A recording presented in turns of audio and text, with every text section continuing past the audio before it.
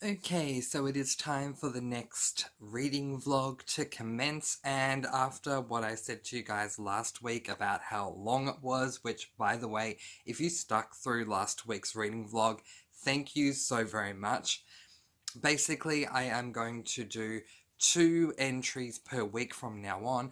I'm going to do a midweek entry and then an end of week entry, and that should minimize the length, the duration of my weekly reading vlogs. Today is Wednesday, so let's talk about The Golden Lily. This is book number 2 in the Bloodline series, and that is the spin-off series to the Vampire Academy series. Book 1, Bloodlines, I gave 5 stars to. Book number 2, not enjoying it so much. So I am there, which is 160 pages in, and so far there's really not a lot going on. The reason why I even began this series is because Vampire Academy, the series, ended really well for me. Books 5 and 6 both received 5 stars. Book 4 received 3 stars, and Book 1 and 2 also received 3 stars in Vampire Academy. But because books 5 and 6 both received 5 stars, I picked up Bloodlines, and that received 5 stars because that was really, really good. But with this one, I'm about a third of the way in, and there's really not a lot going on at all. Nothing seems to really be grabbing my attention at all with this book. I do vow to finish this book off by the end of the month, and once I finish this book, I will determine if I'm going to DNF the series, which is going to be interesting because book 3 at this stage is on my October TBR, so you probably will see that book in my TBR video, book 3, but if I decide not to continue on with the series, then I will, determine whether or not to just replace book 3 with another book. But so far, it's just been, I hate to say it, it's been a bore, which, is not good, because I was on a reading high with Rochelle Mead, and now I'm not, so that's that one.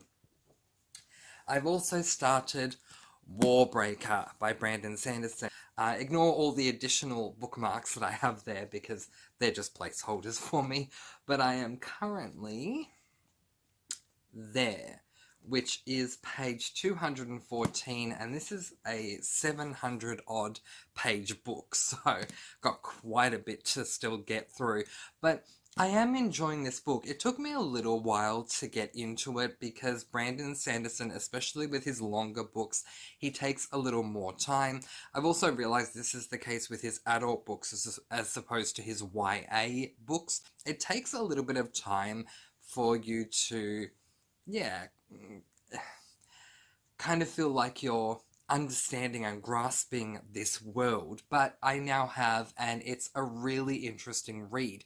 So the basic thing that I can tell you, the basic premise, I guess, is that this book revolves primarily around 2 characters. However, I feel that it is going to be a lot more as we progress throughout the book. I will update you when we get there, but we are following 2 girls. So we have Vivenna and Ciri. Both of these girls are princesses. So in the area that the book is predominantly set in, there is a king who needs to have an heir. And so the eldest princess of the neighboring area needs to go over and become his bride, and she's just basically going to be there to serve the purpose of providing him with an heir. But the king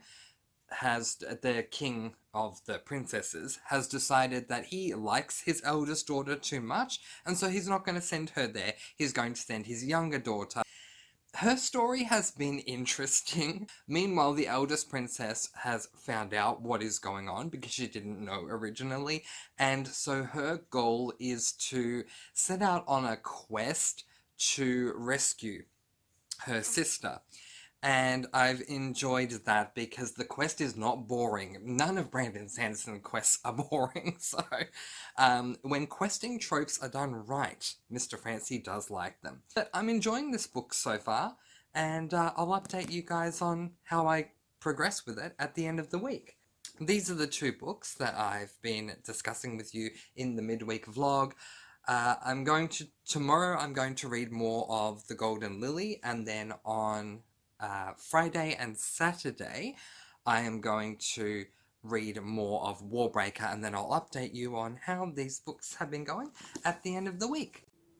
Okay, so it is Saturday, which means it is time to check in with my end of week reading vlog. I hope you guys have had a really good week. Let's get on to what I have been reading and start off talking about The Golden Lily. So when we last spoke, I was saying that I'm considering what I'm going to do with this book, whether or not I'm going to...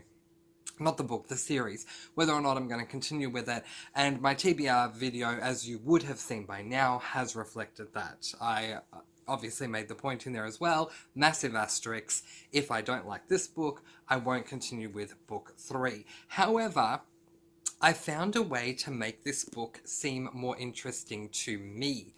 I have a theory on something, and this has changed the way I'm viewing this book. Rather than, usually when I read a book, I'm not someone who will theorize anything outside of actual mysteries. If it's a mystery, you go in knowing that it's a whodunit of some sort of variety and you're trying to work out who it is. But in standard books, you don't go in trying to work out anything. But I have a theory, and ever since I've had this theory that's propped up from out of nowhere, I've been reading this book with a diligent, almost detective-like eye. If I'm right, it will actually open up this world a whole lot more than it has been for the first book and 3/4, let's say. Anyway, but right now I'm there, which is 300 pages in, having this prediction in my mind and reading this book with this prediction as a detective reader, so to say, has made this book very, very intriguing. I've taken so many notes, you guys. I don't annotate books, but I have started using a book journal. So this is an exercise book that my mum covered for me, and then she coloured in this picture and gave me last year for Christmas, actually, and I'd never used it, and I've never used a book journal up until this point, which is so surprising because I never thought I would need one. And now that I've started using this for the past 2 to 3 days, oh my gosh, I don't know how I've lived without one. So I'm very intrigued to find out if I'm right about the theory of this book, and I'll obviously be able to update you guys in my monthly wrap. I'll update you with how I feel about the book. In fact, if I'm done with this book by the time I have edited, but by the time I start editing this video, I will put a little I'll put something at the bottom of the screen to let you know if I was right with my theory or not. But let's move on, because it's now time to talk Brando Sando. I'm reading Warbreaker. I'm there, which is 447 pages into a 600 odd page book. Yeah, 652. So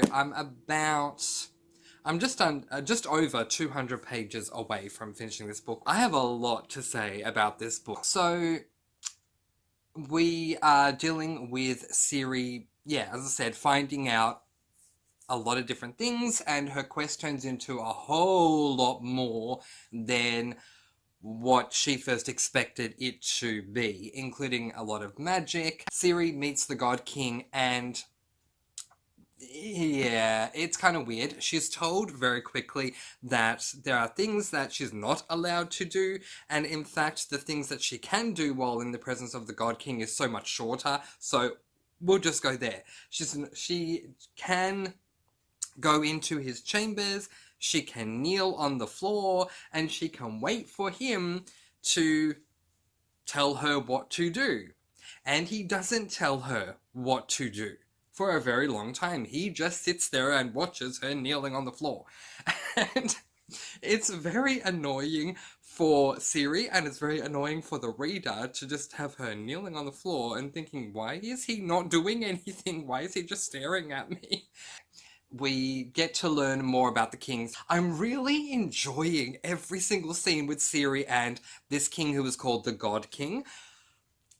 Every time they talk about the most random of things. What is sarcasm? And she's like, oh, how do I explain this to you? Oh, flirting. How do I explain this to you? It's so good. I don't really understand how that works. I mean, in the stories that my mother used to read me, there was one particular story where a woman ended up with child, but she ended up with a child after spending a night with a man.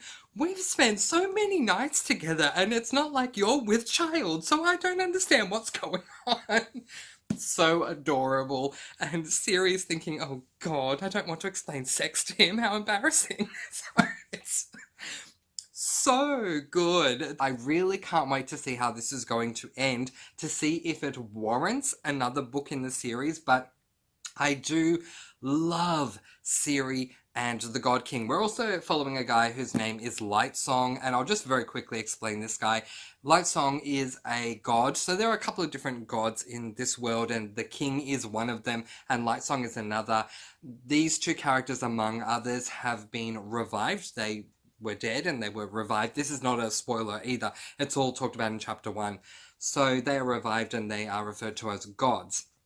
Lightsong is one of them. He is the god of the brave, even though, honestly, Lightsong doesn't really care about anything at all. He just wants to do his own thing and just have fun and doesn't care about anything serious. And he hangs out a lot with a woman whose name is something Weaver. Something Weaver. I'll work out what it is and put it there below because I've forgotten her name. But anyway, so Lightsong and Weaver hang out a lot, and Weaver's another god as well. And they have the most hilarious discussions, just like Ciri and the God King have. And I went into this book for the magic, but I'm enjoying the book for the characters. And if this were just a character-driven story rather than a plot-driven story, I think I would love it even more because I love these characters so much. So I'm absolutely loving this book. And now to my plan for next week, at least my plan for the remainder of the month. So tomorrow I'm going to finish off The Golden Lily. So I've been kind of reading this in between this. So I read this for 2 days, read this for 2 days, and so on and so forth. So I'm going to finish this off tomorrow, and then that will be done. My 11th book, I believe, will be done for the month. And then I will finish the last 200 pages of this book on Monday and Tuesday, and then I will wrap up the month and then begin my first book of next month, which is called Vampire Kisses. I'll put a picture of it up there, or up there. I'll put a picture of it somewhere. So that is the first book that I'm going to be reading in the month of October. So you can check out all of this stuff with me in my next reading vlog. But this vlog has gone on for long enough, so I will leave it there. These are the 2 books I spoke about in this discussion.